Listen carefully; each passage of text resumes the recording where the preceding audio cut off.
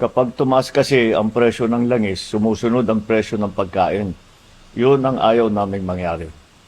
Nagrekomenda ng National Price Coordinating Council na price cap na 50 pesos bawat kilo sa imported na well-milled rice. At ilalabas natin ang executive order para maipatupad na ito sa lalong madaling panahon. Pinalalawak din ang 20 peso rice program. May 627 na ng center sa buong bansa. Ito ay naging mas malawak dahil dati ang aming pinoprovide sa 20 pesos rice ay 600 tons. Ay ngayon umakyat na sa 2,000 tons dahil tumaas ang demand. Meron ding dadating na tulong galing sa Presidential Assistance to Farmers, Fisherfolk and Families. Mahigit 4 na milyong benepisyaryo ang makakatanggap ng 2,325 pesos bawat isa sa Abril. Mayroon ding fuel subsidy para sa mahigit na 40,000 na magsasaka. Ang ating naman mga mangingisda makakatanggap na ng halos 100,000 na fuel card at fuel voucher. Sa ngayon, ang presyo ng basic necessities at prime commodities ay nananatiling nasa suggested retail price levels. Kasama na dito ang bigas.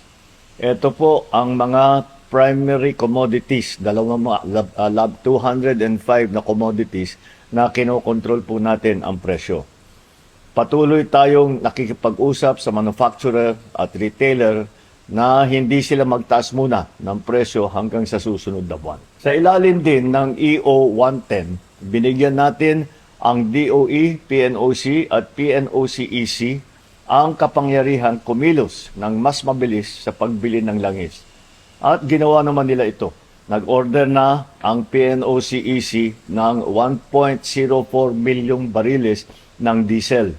Meron ding 142,000 na bariles na i-deliver ngayong linggo.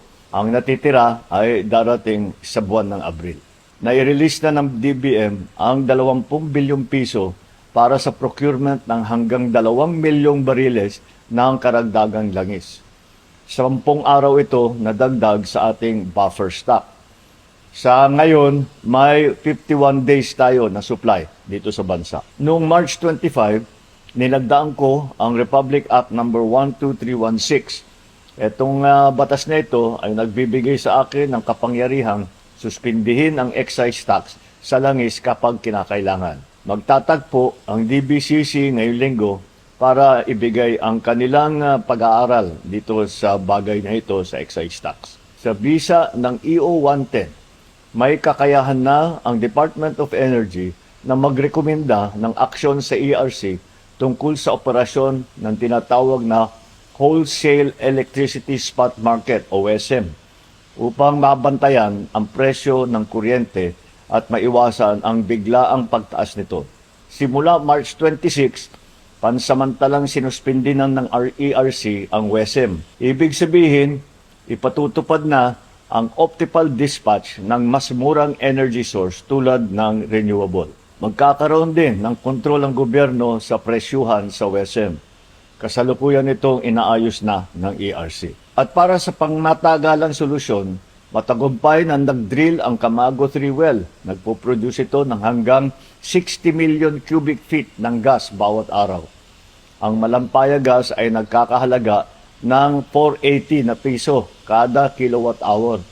Ang imported na LNG naman ay 10 piso at 30 sentimo. Malaki po ang pagkakaiba. At ito ay sarili nating yaman. Para sa mga mananakay, 50% discount na sa LRT2 at MRT3 para sa lahat. Mahigit 12 milyong karagdagang pasahero ang makikinabang dito. Patuloy din ang libreng sakay sa Metro Manila, sa Metro Cebu at sa Metro Davao. May temporary toll discount para sa mga jeepney sa bus at sa freight food transport sa NLEX, SLEX at STAR. Simula April 15, piso na lang ang RoRo terminal fee para sa mga sasakyang may dala ng agricultural products. 2.5 billion piso ang inilaan naman para sa fuel subsidy ng mahigit na 1.4 milyong driver beneficiary at unit. Nakatanggap na ng fuel subsidy ang 155 na driver at 55,252 na unit. Ito ay nagkakahalaga ng 300 milyong piso. Mahigit 256,000 na transport workers sa Metro Manila ang nakatanggap na ng 5,000 na cash assistance. May 1.28 billion pa na ibibigay. Magsisimula na ang nationwide na pagbigay sa April 6. Kumustahin din naman natin ang lagay ng ating mga OFW. Mula March 5 hanggang March 29, nasa 2,551 na OFW na at 835 ng kanilang dependent ang nakauwi na sa bansa. Meron din tayong reintegration program upang masuportahan ang kanilang pagsisimula muli dito sa ating bansa. As of March 27, 18,394 na OFW na nasa gitnang silangan ay nabigyan na ng tulong gaya ng pagkain, temporary shelter, medical aid, transportation, financial support at repatriation.